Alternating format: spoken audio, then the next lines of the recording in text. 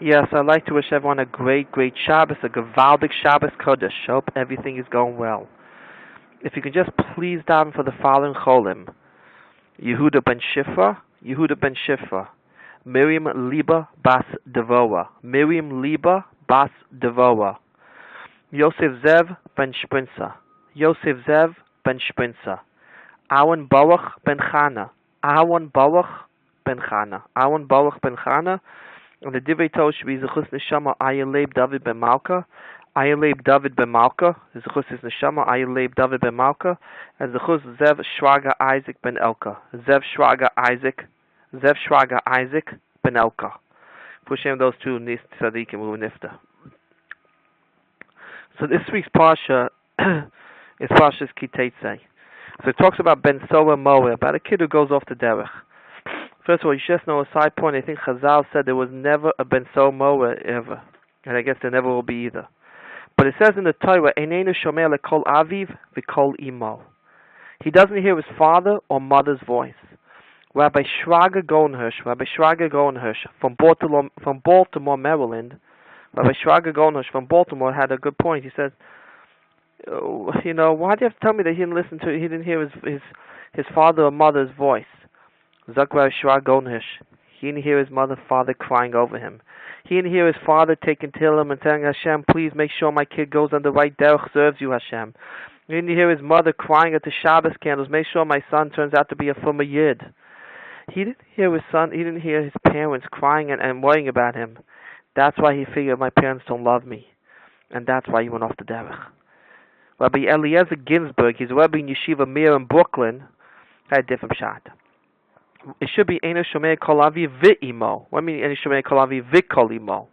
It should be Eino Shomer Kol Avi V'Imo. What do you mean Eino Shomer Kol Avi V'Kol Imo? Why is it Zak Rabbi Eliezer Ginsburg? Because the parents did not agree with each other how to raise a child. For example, the father told the kid, you got to go sleep at 8 o'clock. The mother goes, no, you can stay up till 9 o'clock. The father told the kid, no, you can't go out tonight. The mother said, no, you can go out tonight. Meaning they did not agree with each other. And that's why the kid went off the derech. The Chidah said an incredible word. The Chidah said, by Ammon and Moab, you can't accept gerim, you can't accept converts for them. But only male, zecharim, only male converts you can accept. But you can accept female ones. Female converts you can accept. Male you cannot, but female you can. So why can we accept female converts for Ammon and Moab and not male? So the Heilige Chidah HaKodesh said this. Where did Ammon and Moab come from? Lot's daughters and Lot himself. Lot's daughters thought that there's no one around in the world anymore. So therefore, they said we have to have relations with our father Lot in order that the population grows. So Lot's daughters were doing l'shem shemayim for the sake of Hashem. Lot himself was doing it because of desire, for taiva, for desire. So since Lot did the relations with his daughters for desire, that's why no man from Ammon and Moab could become a Jewish convert. But Lot's daughters were doing l'shem shemayim. They're doing it for the sake of serving Hashem. Therefore, we accept female converts from Ammon and Moab. We accept. Then it says if your friend's ox or donkey falls, hakim takim imo. You should lift it up. So the Heilige Sfas Emes said this, a beautiful word, Sfas Emes. Hakim takim. Why the double language? Why hakim? It should be hakim. What do you mean hakim takim? Zak the Sfas Emes. You know what pshat is? When you help your friend out, when you help out your friend's donkey or ox, when you help out your friend, takim, you also get raised. By you helping your friend, you'll also get raised. You'll also raise yourself in ruchnius and spirituality. So pshat hakim takim. Then the Sfas Emes had a different word, hakim takim. Yes, you might have helped your friend out. That's good. But takim, Rabbi Baruch Newman, he's from Rabbi Young Israel Spring Valley. Rabbi Baruch Newman, the Rabbi Young Israel Spring Valley, he based this on the Sfas Emes somewhere else. He did not. Sfas Emes not. The following Divat Torah we're going to say now, not the one we're going to say right now. The Sfas Emes did not say, but Rabbi Baruch Newman based on the Sfas Emes where he said somewhere else. So hakim takim. Why the double language? Zak Rabbi Baruch Newman, how he understood the Sfas Emes. Hakim takim. Yes, you might have helped your friend out and lift up, but takim, continue doing it. Continue helping out people when they lose objects. Continue helping lift people up when the people drop stuff. Lift it up. Takim, continue lifting it up. Don't just say, "Oh, I helped my friend yesterday." No. Takim, continue doing it. For a Jew's mission on this earth is never finished. You have to always go on and go on. So 2 more quick thoughts. The walag. The walag. It's another word. It says chamor v'shor lo tachvishun. Simple shot that an ox and donkey, you should not plow them together, because the donkey's going to see the ox choose its cud, and the donkey's going to be jealous. How come he gets more food and I don't? Obviously, the donkey doesn't realize it's chewing its cud. But the walag's a different shot. Chamor is a very simple animal. And Chamor represents spirituality. Avram went on top of a Chamor. Moshe Rabbeinu went on top of a Chamor. Even Bilam went on top of Chamor because he wanted to be like Avram. Chamor is a simple animal. It represents spirituality. Shor is a powerful animal, an incredible animal, and I guess even beautiful animal. And not saying Chamor is not beautiful, but Chamor represents more physical items. Lo tachvishun. But Hashem is saying physical and spirituality do not mix them. They don't mix. Physical and spirituality, Gashmis and Ruchnis, do not mix with each other.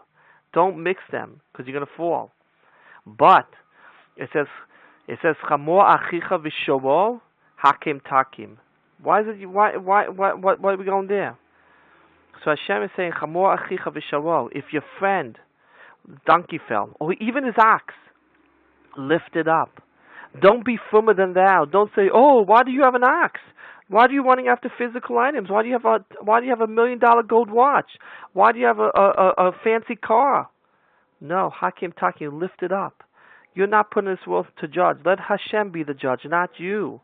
Yes, we're telling the fellow Jew, Chamor Chicha, what your brother should have is Chamor, is all ruchnius, spiritual. But if he has a shore, if he has an ox, if he has physical items, Hakim Takim, also lift it up.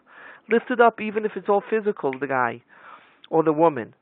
Because you're not here to put on this earth to judge him. Let Hashem do it. And my father said, my father said this, and I think when he saw Salanta, it's really from when he saw Salanta.